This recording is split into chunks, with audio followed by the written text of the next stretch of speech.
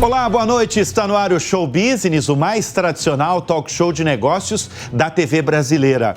E no programa de hoje vamos receber Eduardo Mônaco, CEO da ClearSale, empresa brasileira listada na B3, que usa ferramentas para estancar as fraudes, atende os maiores comércios eletrônicos do país e a maior parte das instituições financeiras. Afinal, ninguém, seja uma instituição ou pessoa física, está 100% segura hoje? Eu sou o Bruno Meyer e seja muito bem-vindo ao Show Business de hoje.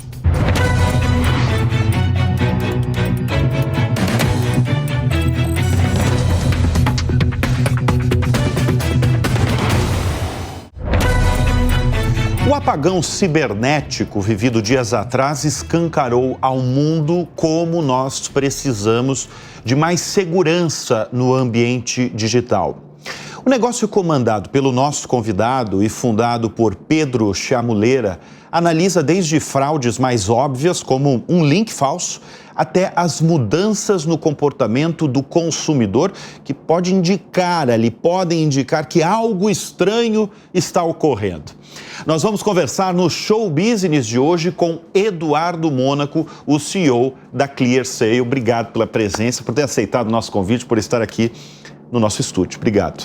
Eu que agradeço, um imenso prazer estar aqui com você e vamos falar sobre fraudes. Eduardo, é o seguinte, o mundo viu, como eu falei aqui, dias atrás, as consequências do que pode ocorrer com um apagão cibernético, né? Que talvez é uma falha aí de software. O que ele pode causar, né? Voos cancelados, paralisações em vários serviços bancários, de saúde, tecnologia, governamental. O que o mundo precisa fazer para evitar um novo ataque cibernético como a gente viu? Perceba que esse caso trouxe à luz e à tona para todos nós o quanto o ecossistema tecnológico hoje é conectado e correlacionado. Um simples erro de uma publicação, de uma atualização de um software foi especulado como um ataque cibernético que poderia ter derrubado e derrubou casos como o que você citou, de bancos, aeroportos, etc. E isso traz luz para uma discussão da importância do que as empresas já têm feito muito, que é investir na cibersegurança e no controle e no cuidado que a gente tem que ter com os nossos sistemas, softwares e qualquer outro ambiente que possa causar esse estrago.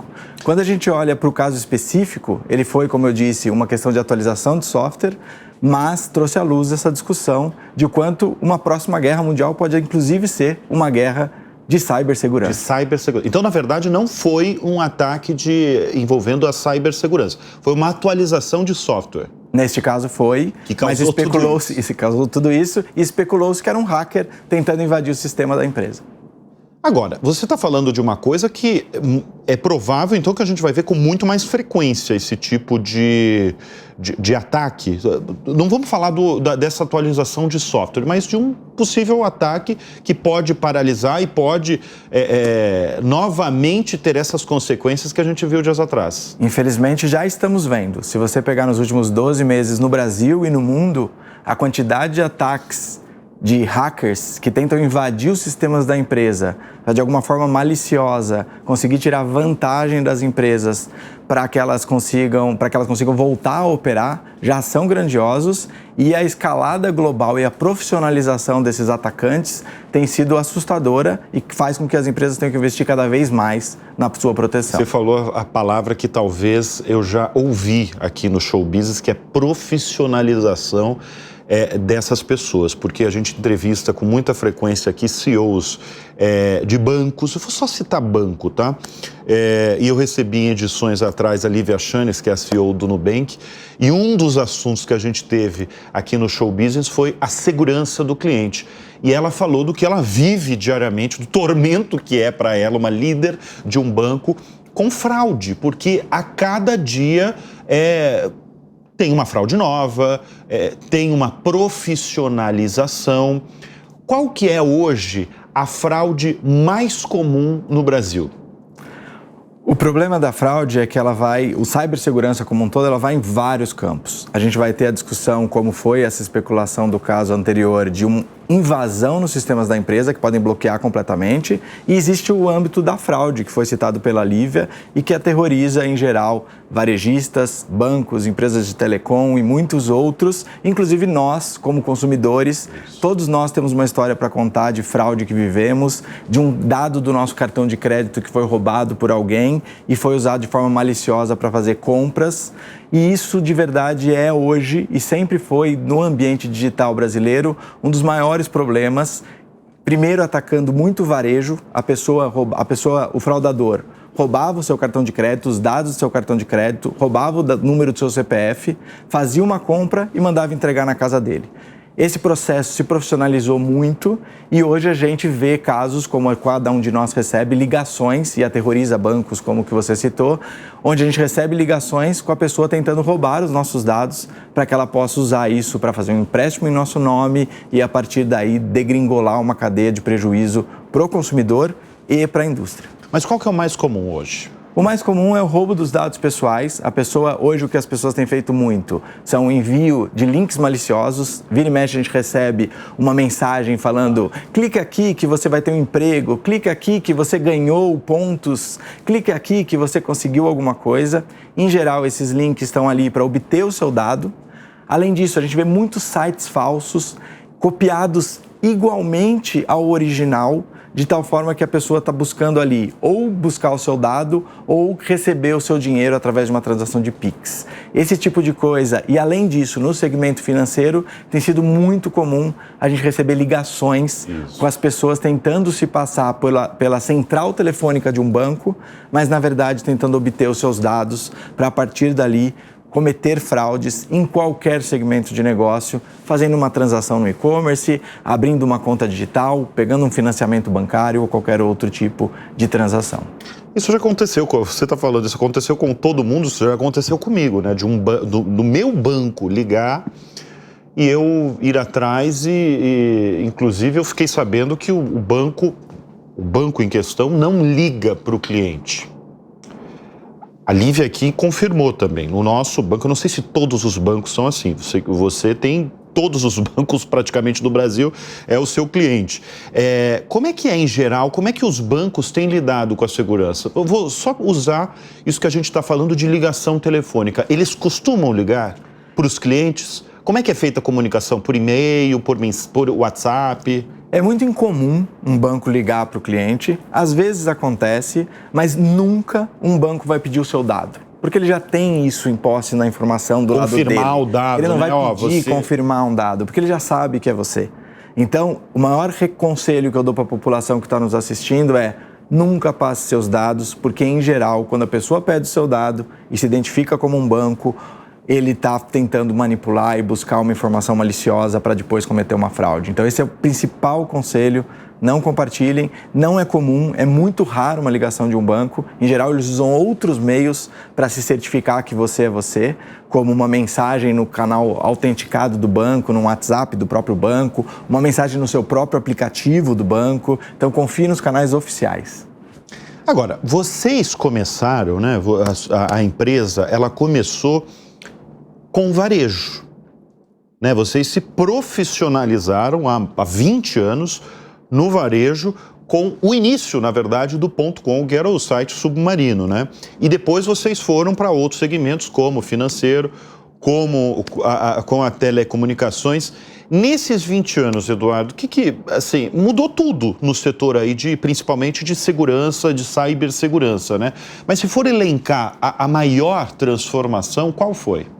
Acho que a maior transformação é a digitalização que o Brasil e que o mundo passou nos últimos anos. Quando tudo começou no e-commerce, quando você tem um processo digital, voltando um passo, quando você tem um processo digital, o fraudador consegue se esconder atrás de um computador, atrás de robôs, atrás dessas coisas. E isso traz a oportunidade para a fraude, para o fraudador. Então, com a digitalização e o boom que a gente teve, em especial no momento da pandemia, onde todas as empresas precisaram se digitalizar, os fraudadores e os bandidos começaram a encontrar neste lugar um lugar rentável para que ele pudesse fazer a fraude. A gente fala muito que a fraude ela segue um triângulo, o triângulo da oportunidade, o triângulo da necessidade ou motivação e o triângulo da pessoa encontrar a brecha no sistema. Então, quando ela encontra esse caminho, a pessoa vai fraudar. E isso é um fenômeno social. Isso é um fenômeno social, mas se a gente comparar com outros países, como é que está o Brasil? O Brasil é um país perigoso e mais propenso, vamos chamar assim, para ter essas fraudes digitais? Em todo e qualquer ranking que a gente olha, feito por inúmeras empresas de inúmeros locais, a gente encontra o país, infelizmente, o Brasil, como um dos 5 países mais arriscados do mundo. Do mundo? Com o maior número de tentativas. E se você olha alguns mapas sobre o perfil da fraude e quem começou esse perfil da fraude, infelizmente, nós somos exportadores de esquemas de fraude para o mundo, pela criatividade que o brasileiro tem, usada, infelizmente, para fraudar o consumidor. Que péssimo isso, hein, Eduardo? É uma notícia muito ruim, porém, o que eu gosto de sempre colocar é que o Brasil também, por outro lado, é um país muito digital. Como você citou, a nossa empresa começou há 20 anos atrás, protegendo o e-commerce, e a partir dali, a gente com neutralidade, colaboração e efeito de rede, conseguiu, mesmo num país arriscado como o Brasil, e eu costumo falar que a gente chama clear sale. Isso demonstra que a gente também está preocupado com a experiência do bom consumidor. Porque não tem coisa pior do que você tentar fazer uma compra e você ser negado. E eu falo também que é muito fácil não ter fraude, é só você não vender, né? Então, isso a gente tem que evitar e a gente foi equilibrando ao longo do tempo. Quando você compara o Brasil com o México, que também é um país tão arriscado quanto o Brasil, uma determinada categoria de produtos, aqui no Brasil a gente consegue uma aprovação dos bons consumidores numa taxa super elevada, com pouca fraude, e no México esse índice é muito mais baixo, chega a ser 60% de aprovação apenas, com 40% de compras negadas. Então a experiência digital é ruim. Então, parte boa no Brasil é que tem também do outro lado empresas criativas como a nossa e outras que conseguem ajudar a proteger o ecossistema e fazer com que o brasileiro tenha uma experiência digital boa. Para evitar a fraude, né, uma empresa de varejo, um banco, ela, evidentemente, analisa os dados, né, a jornada ali do cliente. Como é que vocês detectam, basicamente, que pode ter aí alguma coisa estranha acontecendo? Qualquer movimento, Eduardo? Qualquer movimento é sinal, mas deixa eu tentar explicar de uma forma muito simples. Pensa num varejo, você fazendo uma compra online em qualquer varejista. Quando você faz aquela transação e recebe aquele primeiro e-mail, sua compra está sendo analisada, segundos depois você recebe uma compra falando sua compra foi confirmada e aprovada, a nossa empresa está no meio do caminho disso, fazendo essas análises de dados. E o que a gente faz? Imagina que você, Bruno, sempre comprou em inúmeros players, independente de qual segmento, usando o mesmo cartão de crédito, mandando entregar a sua compra no mesmo endereço, usando o mesmo computador, usando o mesmo telefone, usando o mesmo e-mail. Toda vez que chegar uma transação com este padrão, num perfil de compra parecido com o do Bruno, a gente consegue aprovar muito fácil. Se algo parece muito diferente, isso é um sinal que nos faz usar mais tecnologia para tentar aprovar o bom consumidor na melhor interesse dele. E se a gente enxerga um sinal muito diferente, a gente é capaz de evitar aquela fraude. Só no ano passado, Bruno, a gente evitou mais de 4 bilhões de reais em fraude somente no comércio eletrônico e devolveu esse dinheiro para a sociedade. Nossa, os bancos, o varejo deve agradecer, beijar o pé de vocês, né? Pela quantidade de coisa que vocês evitam, na verdade, de fraude, né?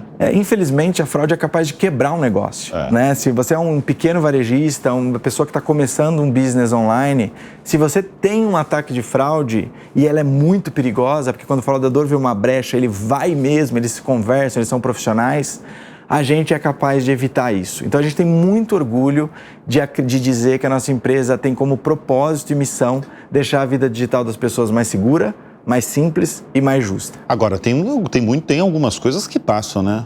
Não tem como. É impossível você não ter fraude. Impossível. É impossível. Se você busca 0 fraudes, posso te garantir que você vai perder muita venda. É impossível. A sua experiência vai ser ruim. Hoje, todo mundo, seja qualquer instituição, qualquer autoridade no planeta, não está 100% seguro? Não existe segurança total. Não existe, é absolutamente impossível. Do presidente dos Estados Unidos a instituições, aos maiores bancos do mundo, Todo mundo pode estar sujeito a uma fraude, a ser fraudado, a ser atacado? Infelizmente, sim. Obviamente, quanto maior é o nível de investimento que você tem, maior é a sua proteção, mas, em especial, no segmento em que a gente mais atua, a fraude sempre é um equilíbrio entre o desejo que você tem de aprovar os bons consumidores com o quanto de risco você quer tomar. Se você não quer tomar nenhum risco, você vai perder a aprovação e, infelizmente, você vai negar bons consumidores. Muito bem. É um tema que está fervendo, né? Porque, como a gente falou, todo mundo está sujeito a isso, né? Você deve ser muito parado, né, Eduardo, nas ruas, para cada um com uma história. Eu sei porque você, antes de gravar aqui o programa, cada um tinha uma história de uma fraude que passou, né? Cada um tem uma história e, infelizmente, esses padrões de fraude, eu posso ficar horas aqui contando vários casos interessantes de fraude, ele vai desde esse caso onde você foi uma vítima, alguém roubou o dado do seu cartão de crédito e fez uma compra simplesmente trocando o endereço, ao invés de entregar na sua casa, entregou na casa da pessoa e passou aquilo e virou uma fraude, e você, de repente, vê aquela compra no seu cartão de crédito, você fala, puxa, não fui eu que comprei isso, tem que ligar para o banco e gera todo aquele prejuízo, até fraudes muito mais sofisticadas e elaboradas. E para contar 2 ou 3 casos aqui, a gente tem casos hoje, infelizmente, do que a gente chama de fraude do laranja. As pessoas mais humildes são aliciadas pelas quadrilhas para que elas doem o seu nome e todos os seus dados de fato, inclusive às vezes sua face, seu documento, e a partir daquela abertura daquela conta, o fraudador usa aquela conta para fazer um prejuízo imenso e a pessoa é chamada de laranja e, portanto, ela tem os seus dados emprestados para fins fraudulentos e um prejuízo na cadeia enorme. Então isso acontece no Brasil, infelizmente. A gente tem casos, eu tive num evento fora do país e eu tive que contar aquele caso da moça da cadeira de rodas que foi levada para o banco. Sim, do tio Paulo. Do tio Paulo. Então, assim, é uma enorme vergonha, mas o Brasil é criativo a esse ponto. A esse ponto, a esse nível. Tem o caso de, hoje em dia, as pessoas levam na sua casa um buquê de flores falando no dia do seu aniversário, eles são sofisticados a ponto de saber o dia do seu aniversário, levam um buquê de flores na sua casa, como se fosse um presente. No dia do aniversário. No dia do seu aniversário, e pedem para você colocar o seu cartão para pagar a taxa de entrega. A hora que você coloca o seu cartão, é uma maquininha que está clonando os seus dados ali. E pega tudo. Para pegar tudo e depois fazer. Então, são inúmeros casos. A gente tem casos que a gente fala de fraude com a transportadora. Teve casos que a gente pegou, Bruno, onde a pessoa mandava entregar. Imagina você aqui trabalhando, ele manda entregar uma geladeira na sua casa usando o seu cartão de crédito. A hora que a geladeira chega no horário comercial, a pessoa que trabalha na sua casa ou qualquer pessoa recebe a geladeira, porque ela não sabe exatamente se você comprou ou não. Ela recebe. Minutos depois, vem um caminhão, então foi uma entrega normal, feita pelo varejista normal. Minutos depois vem um caminhão do mesmo varejista, mas aí sim é o fraudador, que se passa pelo varejista e fala assim, eu entreguei uma geladeira errado aqui. Você pode me entregar essa geladeira de volta? E aí ele pega a geladeira, põe no caminhão e vai embora. E aí ganhou aquele produto. E é muito difícil de você pegar. Essas coisas que você está contando, eu não imaginava nada, por exemplo. É a criatividade do brasileiro, É a criatividade do brasileiro, né? Infelizmente. Que poderia ser usado para o bem. Exatamente. E vocês têm que se adaptar, acompanhar, né? Para cada processo desse, a gente tem algum tipo de algoritmo, algoritmo de inteligência artificial, etc. O algoritmo da flor ali? Algoritmo da flor, para tentar pegar o padrão. Algoritmo da geladeira. Sempre a gente vai ter algum tipo de sofisticação no nosso processo ao longo dos anos para se adaptar ao fraudador, que está sempre dinamicamente tentando encontrar novos caminhos. Olha só, eu falei no início do programa que a empresa tem mais de 20 anos aí de atuação e ela foi fundada pelo Pedro Sciamuleira. O Eduardo não está sabendo disso, mas vai acontecer algo agora aqui no Show Business, que nunca aconteceu, aliás, que o fundador da empresa vai fazer uma pergunta diretamente ao nosso CEO, diretamente da França. Pedro Sciamuleira, o fundador da ClearSale, faz uma pergunta para o Eduardo Mônaco. Mônaco, você trabalhou como CEO na ClearSale, então você passou pela área de produtos, de operação, e a ClearSale é bem peculiar porque ela se tornou líder, chamando para si toda a responsabilidade de gerir o risco do .com. Mas agora o mundo é outro, tudo é digital.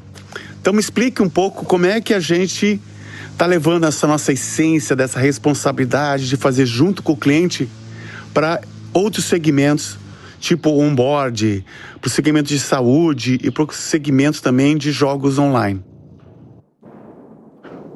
Que honra receber uma pergunta do Pedro. Pedro, um prazer enorme, um abraço para você. Ele tá, Pedro, não sei se você sabe, mas não sei se a população sabe, mas ele é ex-atleta olímpico. Ex-atleta olímpico, pelo Brasil, e ele tá lá assistindo a Olimpíadas, que é um momento que mexe muito com ele, e é uma grande emoção para ele. E muito bom receber uma pergunta dele.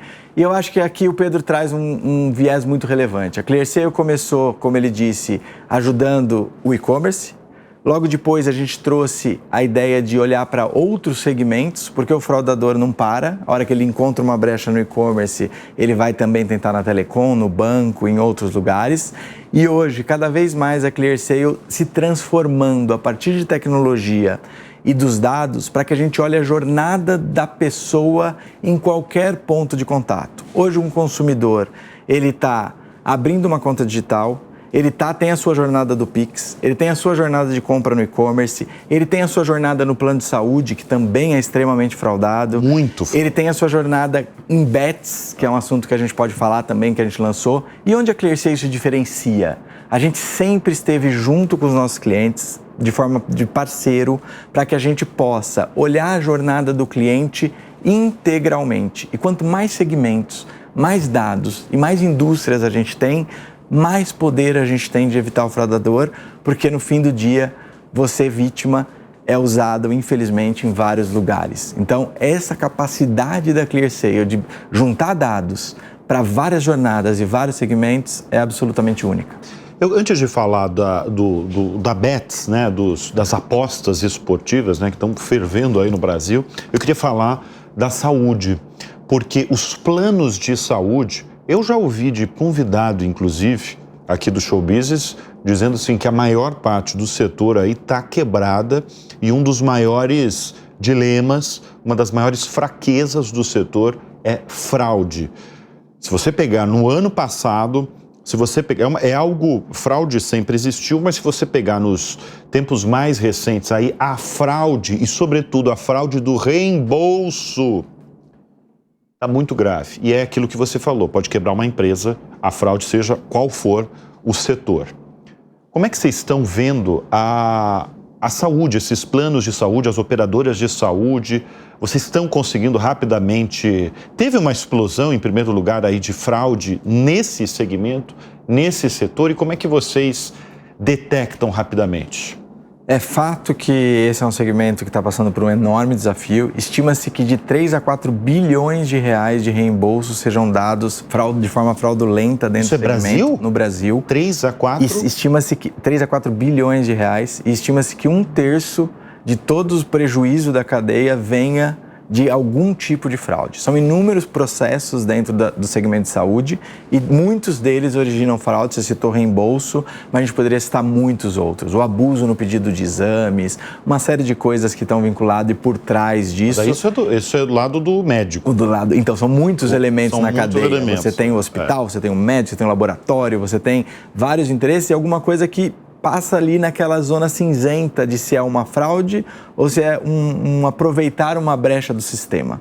Então, é um processo complexo, delicado. A ClearSale, dentro de uma das nossas unidades de negócio, a gente investe há cerca de 2 anos em buscar o desenvolvimento de um produto para ajudar no segmento de saúde e a gente tem começado algumas iniciativas pilotos. Uma delas, por exemplo, é para tentar evitar aquela fraude do uso da sua carteirinha, que você nem vê. O que acontece? Às vezes a pessoa, o próprio consultório, pega o dado da sua carteirinha, fica com aquele dado, 6 meses depois ele lança que você fez uma consulta que você nunca fez, e depois você fica com... Você não vê isso no seu processo, e o médico ganha aquele reembolso da consulta e você nunca passou por aquilo, prejudicando o sistema como um todo.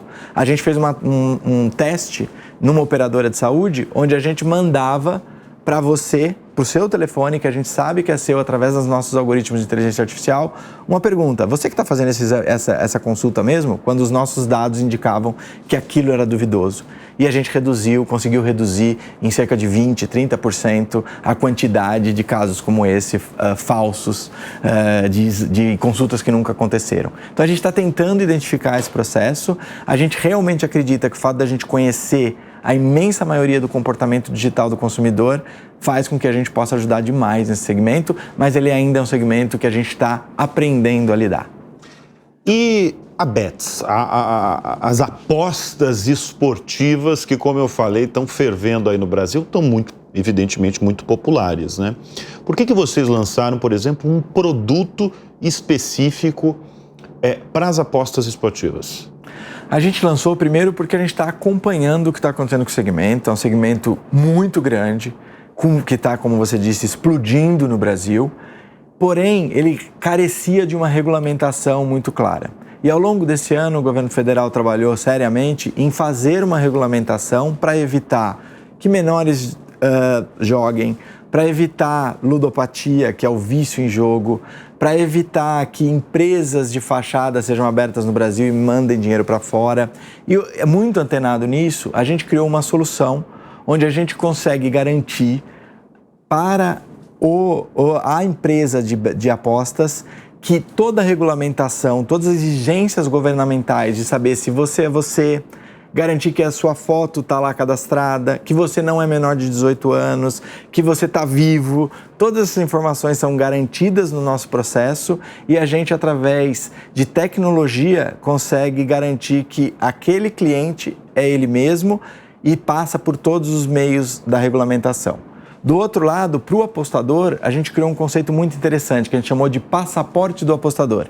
A partir do momento que você passa por esse processo em uma casa de apostas, você pode reaproveitar esse processo em muitas outras casas de aposta que você queira testar ou trabalhar junto. Então a gente faz com isso benefício para as plataformas de aposta e benefício para o consumidor, com o nosso objetivo de ajudar nesse processo de regulamentação, que é fundamental, na nossa opinião, para esse segmento. Agora, Eduardo, nos últimos meses muito se falou no mercado que a dona da Serasa no Brasil, a Experian, está em negociações finais aí para comprar a ClearSale, comprar vocês. O que vai acontecer, afinal? A gente costuma falar que faz 22 anos que a ClearSale está no mercado e ao longo de toda a trajetória, a quantidade de conversas que a gente fez com players do segmento é enorme. A gente sempre esteve muito bem posicionado e é sempre motivo de muito orgulho poder conversar com empresas desse tipo. Eu brinco que desde que a gente abriu capital na Bolsa de Valores... Foi em 2021. Foi em 2021.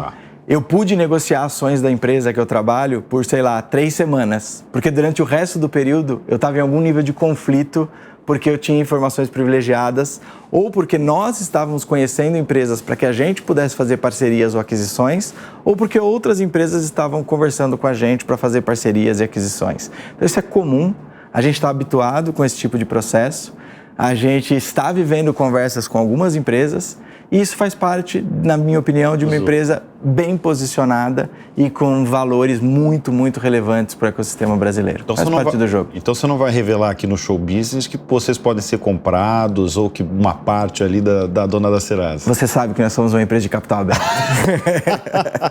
Boa saída, boa saída. Vocês têm um número muito poderoso, Eduardo. A empresa, liderada aí pelo Eduardo, detém o conhecimento de mais de, eu acho impressionante isso, de mais de 98% dos CPFs que compram nas empresas, seja quais foram elas, né? Comércio eletrônico, né? Do varejo, banco. O que vocês podem concluir aí do consumidor brasileiro? A massa já compra online? A massa já compra online, a pandemia acelerou ainda mais esse processo e já que você citou esses números, vale a pena eu dar um passo atrás. 98% é impressionante. É muito relevante. Eu costumo dizer o seguinte, primeira coisa que eu acho que é importante é o nosso propósito. A gente é uma empresa que nasceu para ser neutra e para ajudar o ecossistema brasileiro. Então, embora a gente conheça muito do comportamento digital ao longo de 20 anos acumulando informação, e a gente usa isso para o bem do consumidor para ajudar em fraude. A gente jamais vende dados, isso a que eu ia gente falar. está absolutamente aderente ao LGPD, a gente não expõe o dado de ninguém, a gente simplesmente ajuda o ecossistema a proteger o bom consumidor da fraude. Como é que vocês... Isso era uma pergunta que eu ia fazer mesmo, porque vocês detêm...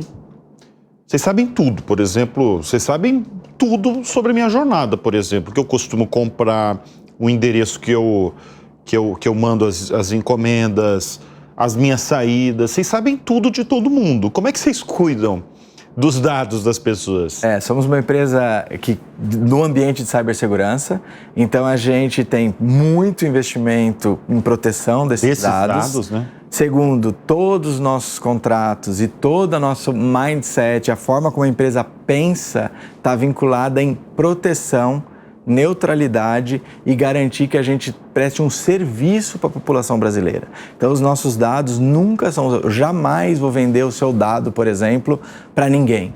O que a gente faz é, através das nossas informações, a gente aplica inteligência artificial e, a partir da aplicação de inteligência artificial, a gente diz: essa transação é boa, essa transação não é boa, essa transação é suspeita, esse dado, esse cliente pode ter um potencial de consumo maior, pode não ter, pode ter a aprovação de um crédito, pode não ter, sempre com a ideia de incluir e de gerar uma experiência melhor. Jamais vendendo dados e sempre muito protegido e muito, como o Pedro apareceu aqui, muito nos ensinamentos do Pedro, de que a gente é neutro e a gente está no ecossistema para proteger os bons consumidores. Agora, você falou, a nossa audiência, né, poucos sabem que o Pedro aí é atleta, participou de duas Olimpíadas, né? Duas Olimpíadas, né? Como é que um atleta do nível do Pedro chegou aí a fundar uma empresa tão relevante aí no setor? A história do Pedro é linda. Ele foi para fora do país a partir do esporte e estudou tecnologia fora do país. Voltando para o Brasil, depois de encerrar a sua carreira olímpica, ele criou uma empresa que produzia softwares. E ele estava dentro do submarino, que você citou a marca aqui, ele estava dentro do submarino quando o submarino estava desbravando o ecossistema. Que foi o início do .com no Brasil, né? O varejo. Foi quando tudo começou. Tudo começou, né? E aí o Pedro estava lá desenvolvendo um software para logística, inclusive, nem era para fraude. E aí o submarino, de repente, falou: uai, tem fraude nessa coisa aqui do e-commerce. Alguém precisa resolver isso. E o Pedro, muito empreendedor, muito arrojado, falou: eu vou ajudar. E aí ele começou a desenvolver um processo tecnológico de tentar resolver aquilo através de regras. Se for isso, aprova, se for isso, não aprova.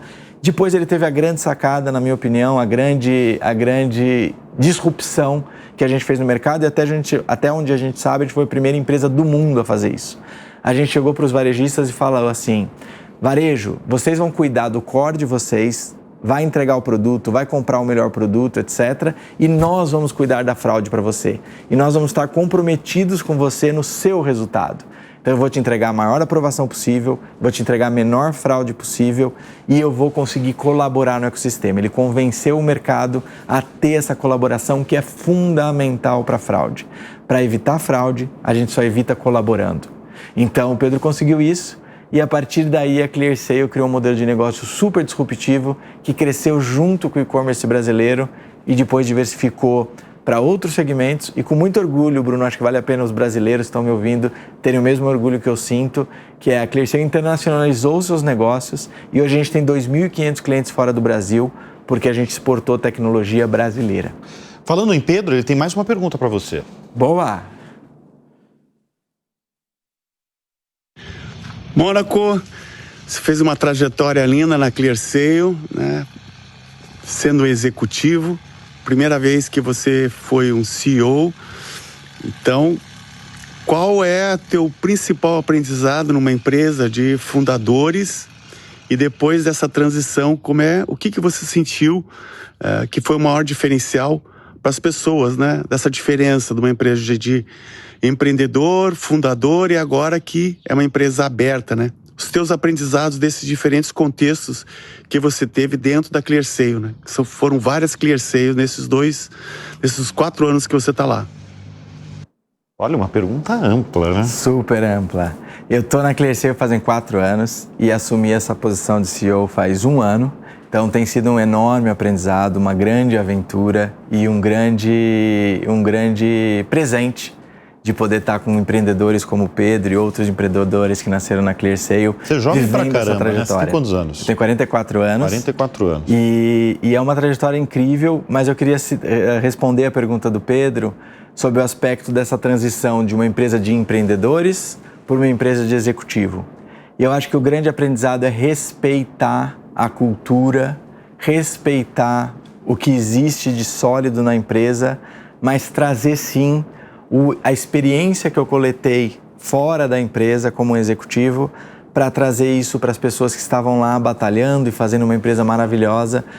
E aí a gente consegue trazer ao mesmo tempo toda aquela veia empreendedora que coloca as coisas para dentro, que faz a coisa acontecer, que tem um enorme arrojo, mas a gente consegue colocar hoje também uma organização, um processo que ajuda também as pessoas a produzir o melhor que ela tem, mas sempre respeito à cultura e às pessoas.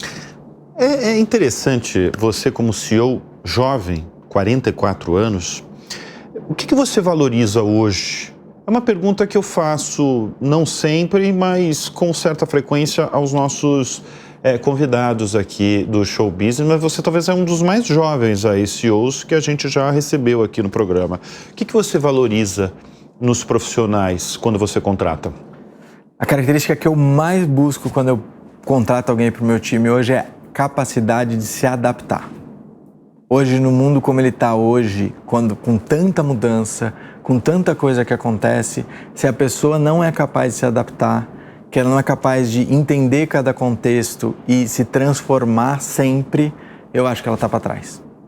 Isso você acha que foi determinante, por exemplo, para a sua ascensão nessa carreira notável que você teve? Ah, não tenho dúvidas. Eu acho que sim. Eu acho que a capacidade de se adaptar, a capacidade de ouvir as pessoas, de conseguir entender como você gera impacto de fato nas pessoas, eu acho que é uma das coisas que eu tento sempre trazer. As pessoas já me disseram que eu sou uma pessoa que ajuda a transformar. Então, eu, mais do que me adapto, eu gosto de promover as mudanças, promover sempre esse senso de a gente pode mais, a gente pode se transformar, a gente pode buscar o próximo passo, a gente pode buscar o próximo nível. Qual que é a sua... Pode falar. Pode. Eu ia falar que você já respondeu a sua pergunta, eu sou formado em estatística. Isso que eu ia perguntar, qual que é a sua formação mesmo? Eu sou formado em estatística. Estatística. Então, estatística, na época que não se falava disso. Então, eu lembro que eu fui fazer estatística porque eu gostava de tabelas e gráficos de futebol, e eu achava que era isso. E Você foi para fazer isso? Eu achava que isso era maravilhoso, isso era estatística, mas na faculdade eu fui aprendendo que o poder da estatística é enorme. Então, na verdade, não foi uma decepção. Você chegou lá, não era estatística de futebol. Não era só isso, era muito mais. Então, foi na verdade, um presente de ver que era muito amplo e a gente podia aplicar isso em muitas coisas. E eu costumo dizer, eu lembro quando eu fui trabalhar no varejo.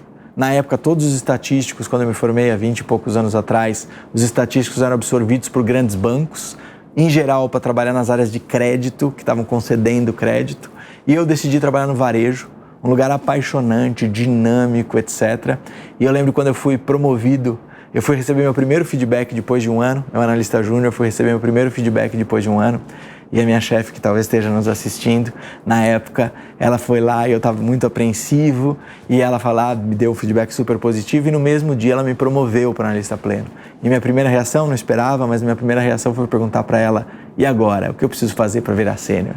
Naquele mesmo dia. Então, acho que essa ambição e esse desejo de transformar e de fazer mais sempre fez parte da minha trajetória. Muito bem, nós estamos conversando com Eduardo Mônaco, CEO da ClearSale. O Show Business vai dar uma breve pausa e volta em instantes.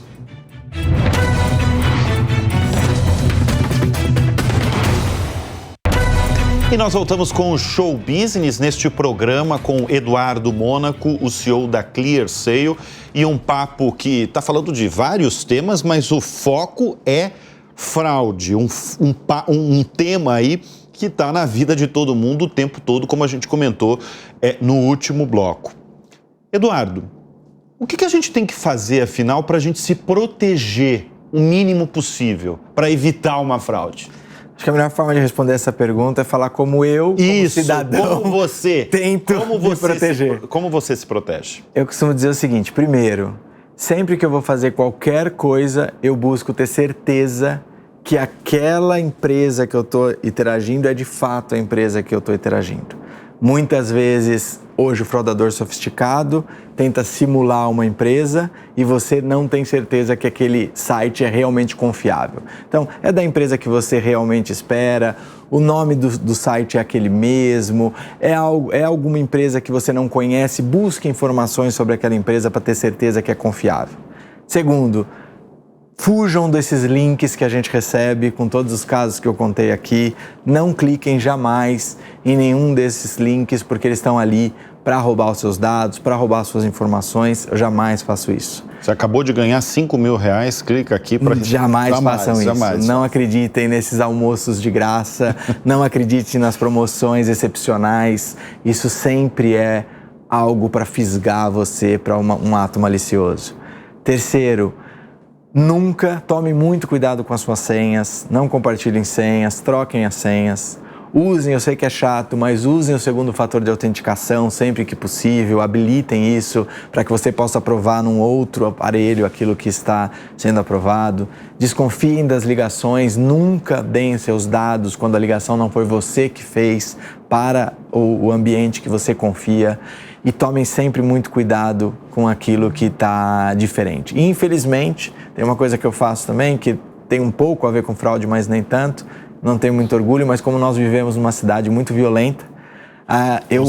Como São Paulo? Eu, infelizmente, tenho um aplicativo, um celular... Ah, você tem dois celulares? Eu tenho dois celulares, um celular que eu ando na rua, que não tem nenhum aplicativo bancário, e um celular que eu deixo em casa, que tem aplicativos de banco, senhas e outras coisas, e eu jamais tiro ele de casa. É lamentável, né? A gente vive num país que a gente precisa ter dois celulares, né? Um deles sem isso, mas é importante, né? A voz aí de um dos maiores líderes do setor aí de cibersegurança no país. Hoje, tem algum perfil que mais cai em fraude? Pessoas mais velhas ou jovem está caindo o tempo todo? As maiores tentativas de fraude, elas têm uma persona, que a gente diz, né? A Clearseio faz um estudo e publica isso para que a gente fale sobre fraude, divulgue, eduque a população, que na minha opinião é uma das coisas mais importantes, onde a gente vê, as maiores tentativas de fraude hoje acontecem Rio de Janeiro e Nordeste, são duas regiões que acontecem. Rio de Janeiro e Nordeste tem uma tentativa muito maior.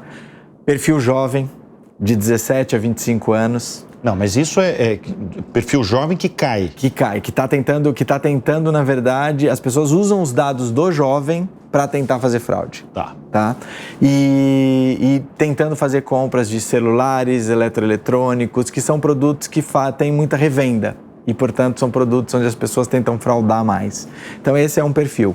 Mas a tentativa de buscar dados, existe muito também, hoje a gente vê muito aliciamento de idosos, né? E tem muita ligação para idosos que nem sempre têm a informação e acabam tentando se passar por pessoas e tentar enganar o idoso que muitas vezes não está tão familiarizado com o ambiente digital. Qual foi a fraude que mais surpreendeu você? Ai, Bruno, tem tantas fraudes, mas eu diria que essa fraude do caminhoneiro que eu citei um pouco antes é uma fraude muito surpreendente, porque são aquelas fraudes onde os dados são todos da pessoa. Então, a pessoa manda entrega um produto, uma geladeira, e de repente, minutos depois, chega um outro caminhão dizendo que entregou errado o produto e vai pegar aquele produto que você comprou. E aquele caminhão é da pessoa que fez a fraude. E aquele caminhão, infelizmente, ele é paramentado dos dados da empresa real. Então é muito surpreendente porque é muito difícil de pegar, porque são todos os dados da sua casa mesmo.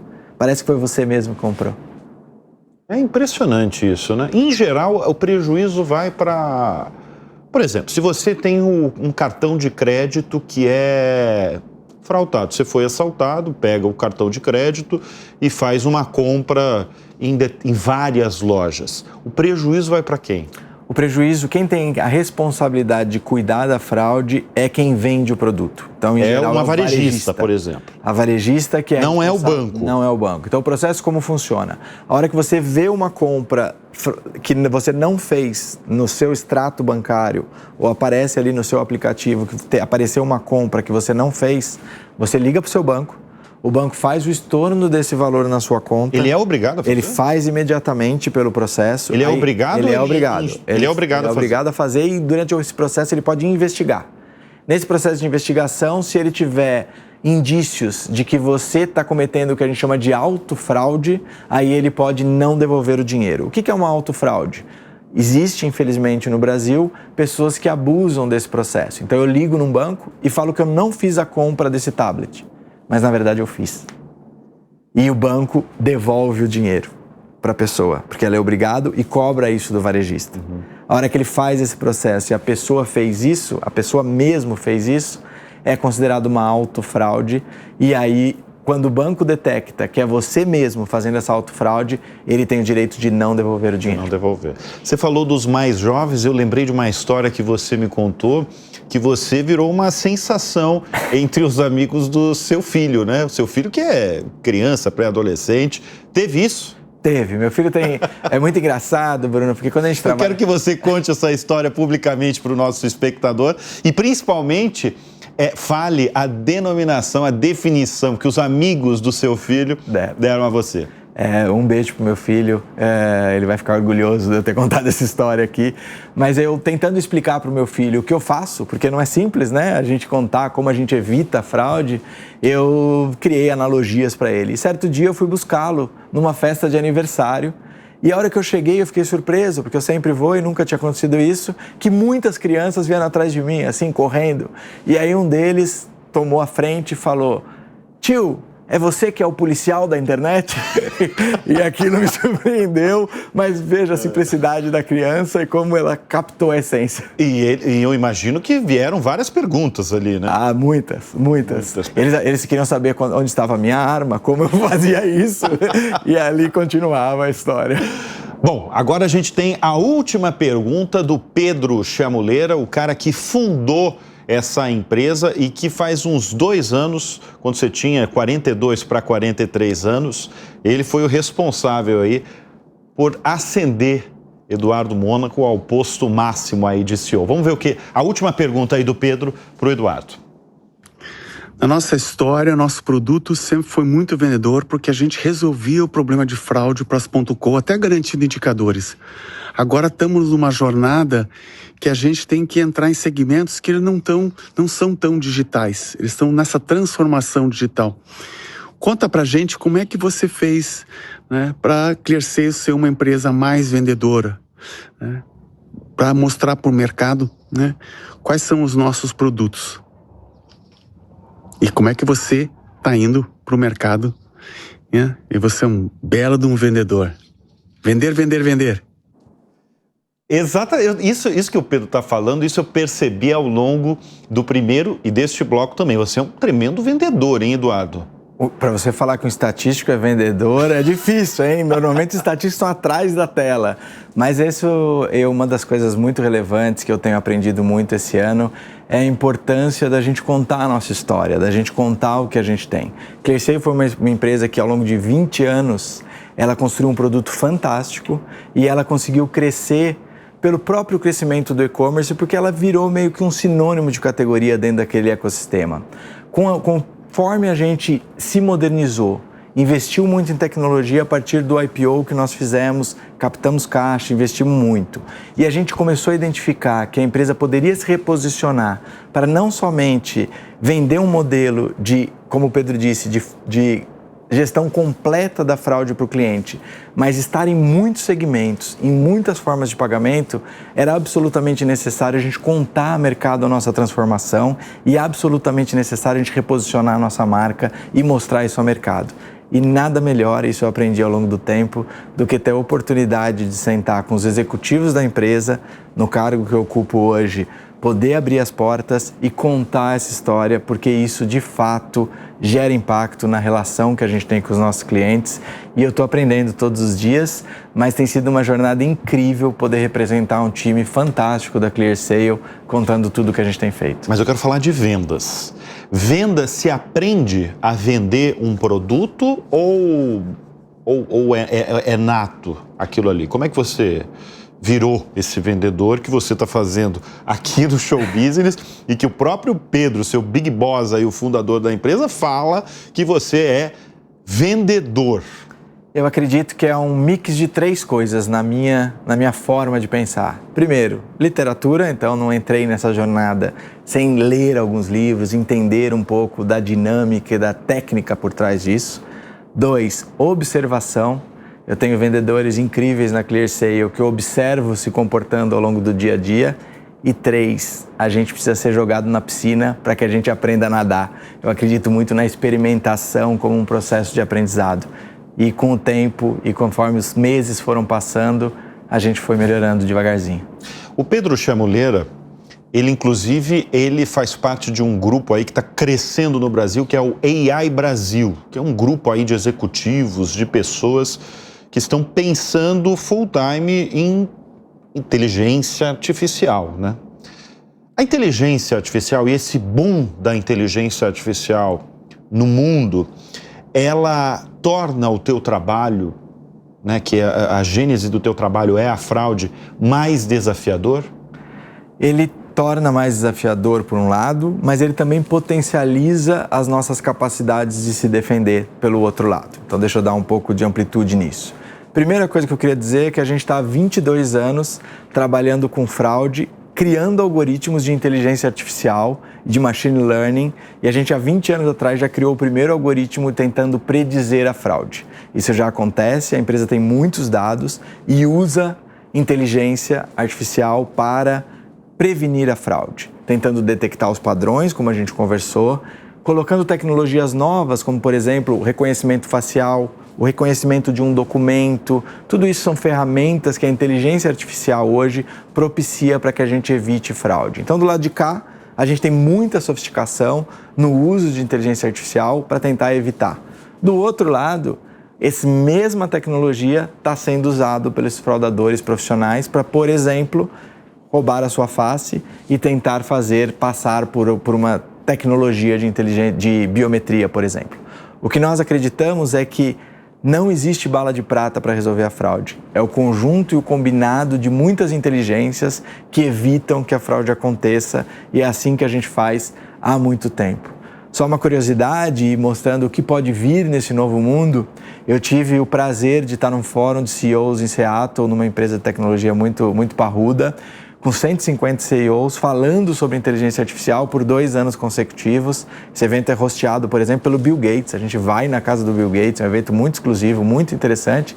E lá, se falando de inteligência artificial, eu tive o prazer de ver uma demo onde a pessoa gravou a minha voz, gravou o meu movimento e minutos depois existiu uma apresentação minha, que eu nunca fiz, em 150 línguas, ao mesmo tempo sendo feita ao vivo numa demo usando inteligência artificial. Então isso demonstra Qual que foi a sua reação ao ver isso? Que é meio assustador, né? É assustador isso. A inteligência artificial vai trazer muita coisa interessante, acho que veio para ficar, o poder computacional é gigantesco e vai acelerar muita coisa, vai facilitar muita coisa, mas muitas das coisas que aparecem têm um dilema ético, moral muito relevante. Exatamente. E você esteve na casa do Bill Gates, então isso eu não sabia. Eu tive essa honra, 2 vezes. Com vários executivos ali. Vários executivos, é um evento muito interessante, hosteado pelo Satya Nadella, que é uma das pessoas. Sam Walton participa do evento, o Bill Gates nos recebe na casa dele, a gente vê a biblioteca dele, que é incrível, espetacular. Então é uma honra. Eu falo que esse é o dia que você liga para sua mãe e fala: mãe, alguma coisa deu bom aqui. Alguma coisa eu dei certo. Estou na casa do Bill Gates. Exatamente. Aproveitando isso, você já citou assim de largada 3 dos maiores executivos do mundo, né? Satya Nadella, Bezos, Sam Altman, que é tão novo quanto você, e o Bill Gates. Quem que é a sua grande referência no mundo dos negócios? Eu sou absolutamente apaixonado pelo Bill Gates. E não só por ter ido na casa dele, mas pelo fato da capacidade dele se reinventar. Nesse evento, Bruno, a gente tinha 150 CEOs do mundo inteiro e nos 2 anos, por 3 dias seguidos, o Bill Gates estava sentado na primeira fileira, anotando incansavelmente tudo que as pessoas falavam naquele evento.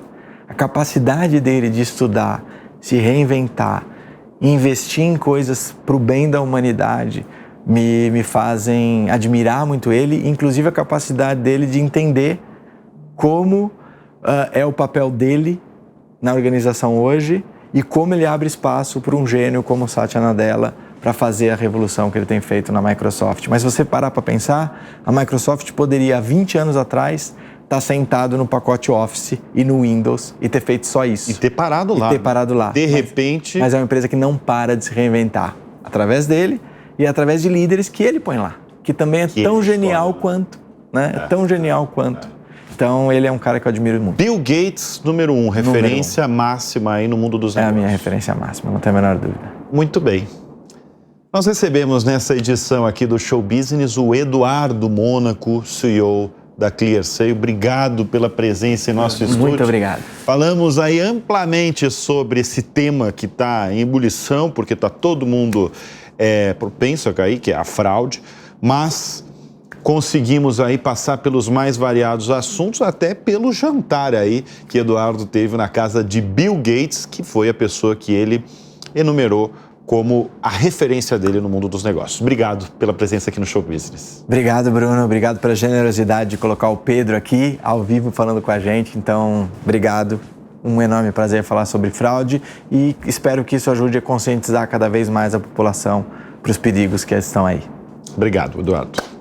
E olha, o Show Business vai ficando por aqui. Tem um convite para você. Quer ter mais conteúdos exclusivos aqui da Jovem Pan, com vídeos dos nossos comentaristas? Faça sua assinatura. Entre lá em www.jovempan.com.br e assine. Obrigado sempre pela sua audiência, pela confiança. A gente volta na semana que vem. Até lá. Tchau.